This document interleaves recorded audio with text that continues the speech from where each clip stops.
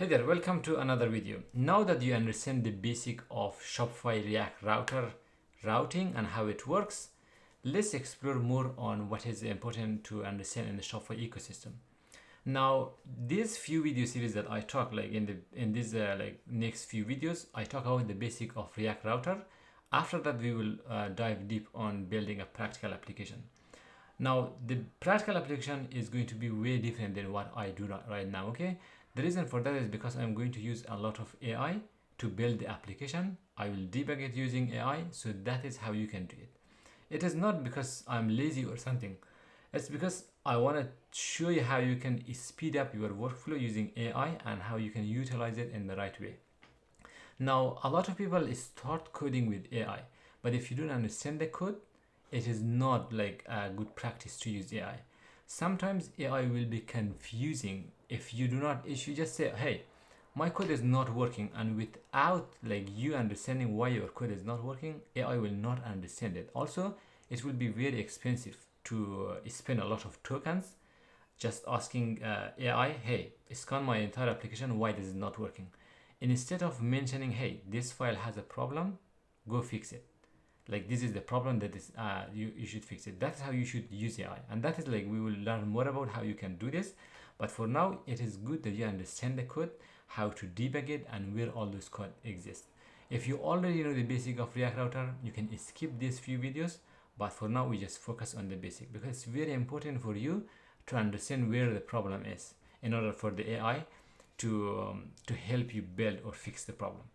Let's continue learning about Polaris. Okay, in the previous video we discussed about React Router routes and how each of the file structure works. Now in the design language of Shopify app, you will use Polaris. Polaris is a UI library designed by Shopify for a long time. This is what powered the Shopify admin. You see the Shopify admin, like this is the old version of the Shopify Polaris. For a long time it was like this, and then they changed this. Now if you log into any development store, you will see a different design. So let's go to this okay, I don't have any store. This is going to show you the client store, but if you go to the dev, I have some development store. This is where you can go to visit the dev stores. In here I have stores. Let's log into one of them and you will see the new design language. This is the new design language for Shopify, and it is all using Polaris. Polaris, again, this is a design library. If you come to the Polaris website, they will show you this pop-up because the React version is deprecated, but you can still go to the website and explore it. I will explore both of them. For now, let's open the web component version because the web component version is a universal component that you can use anywhere.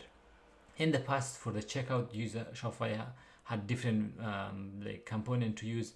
In the admin they had different. Now you can use web component in both of them, and you will learn more about that in the future video. But for now, all you have to understand is Shopify moved all their React based component to a web component.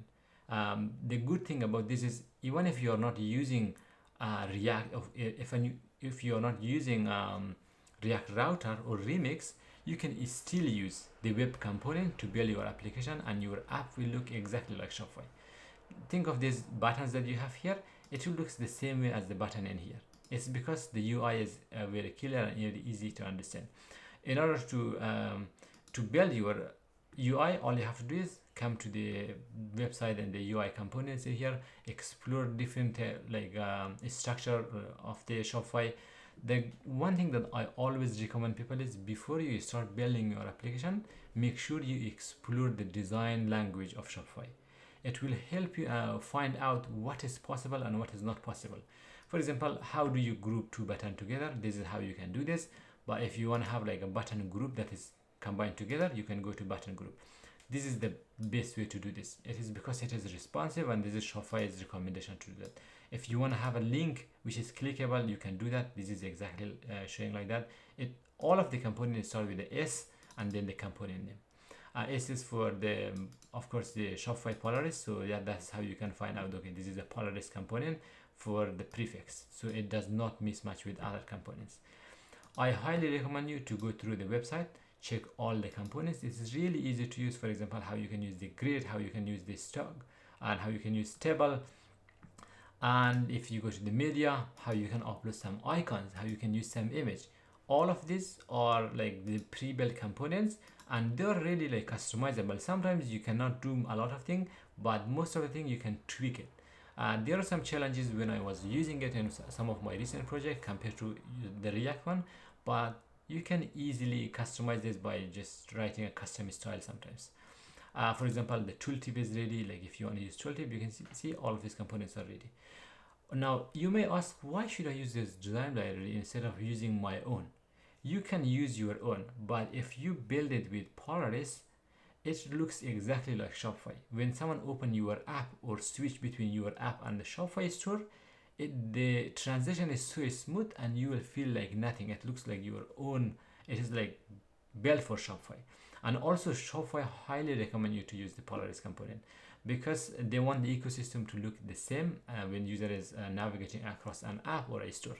That is another thing. And the advantage of Polaris is that you will get better feedback from Shopify when you apply for build for Shopify batch.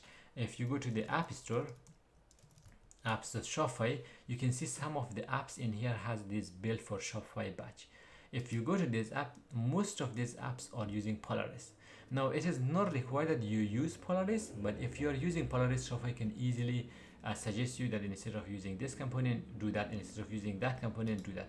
Now if I open some of the screenshot, this app for example might not look exactly like Shopify, but they can still get the badge of build for Shopify if you are qualifying for that. Okay, now again, I highly recommend you to use it, but if you cannot, it is still up to you. It might not look the best according to some people, the design, but this is the design language that Shopify will update.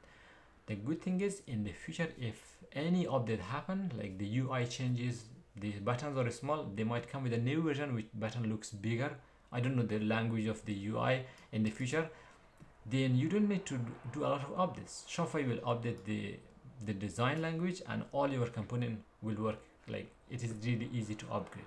And that's how simple it is to use Polaris and how you can use the design language.